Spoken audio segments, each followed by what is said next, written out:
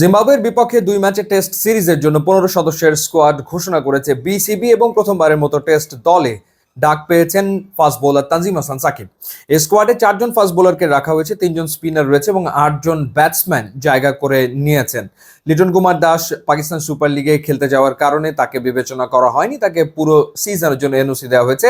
নাহিদ রানাকে রাখা হয়েছে এবং নাহিদ রানা সিলেট টেস্ট খেলে তারপর তিনি পাকিস্তান সুপার লিগে যোগ দেবেন। কারা কারা রয়েছেন? নাজমুল হোসেন শান্ত, তিনিই অধিনায়ক, অর্থাৎ অধিনায়কত্বে কোনো পরিবর্তন নেই। মাহমুদুল হাসান জয়, সাদমান ইসলাম, জাকির হাসান, মমিনুল ইসলাম, মুশফিকুর রহিম, মাহিদুল ইসলাম অঙ্কন। লিটন কুমার দাস না থাকার কারণে মাহিদুল ইসলাম অঙ্কন জায়গা পেয়েছেন।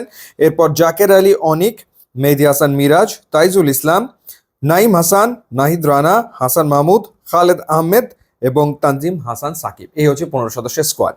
কিন্তু এই স্কোয়াডে বিবেচনা করা হয়নি দারুণ ফর্মে থাকা ২ ক্রিকেটারকে। একজন হচ্ছেন নাইম শেখ এবং আরেকজন হচ্ছেন অভিজ্ঞ এনামুল বিজয়। যদিও তারা পারফর্ম করছেন আসলে হোয়াইট বল ক্রিকেটে, তারপরেও তারা ইনফর্ম ক্রিকেটার।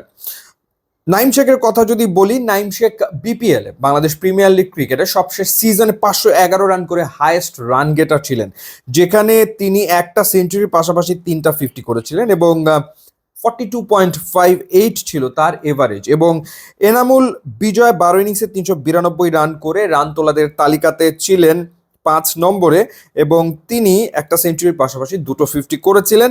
তার এভারেজ ছিল 39.20। এবার যদি ঢাকা প্রিমিয়ার লিগের কথা আপনাদেরকে জানাই, ঢাকা প্রিমিয়ার লিগেও কিন্তু এই দুজন রান করছেন এবং দুজনই ৫০০-র উপরে রান করে ফেলেছেন। আনামুল হক বিজয় এই মুহূর্তে একে রয়েছেন রান করাদের তালিকায়। ৯ ইনিংসে ৫৪০ রান তিনি করেছেন এবং তার এভারেজ ৭৭.14। দুটো সেঞ্চুরির পাশাপাশি ৩টা 50 তিনি করেছেন।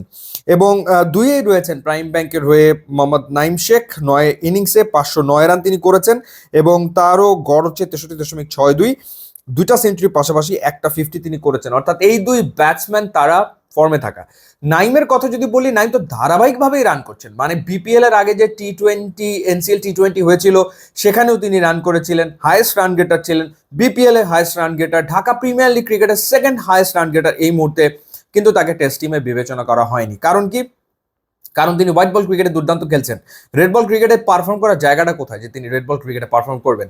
যেহেতু তিনি ইনফর্ম ক্রিকেটার, জিম্বাবুয়ের মতো দলের বিপক্ষে তাকে ডেফিনেটলি সুযোগ দিয়ে দেখা উচিত ছিল যে হোয়াইট বল ক্রিকেটে ট্রিমেন্ডাস রান করছেন, দুর্দান্ত ব্যাটিং করছেন, ওকে ফাইন। সো জিম্বাবুয়ের এগেনস্টে নাইম শেখকে তাহলে দেখা যেতে পারে নাইম কেমন করেন টেস্টে।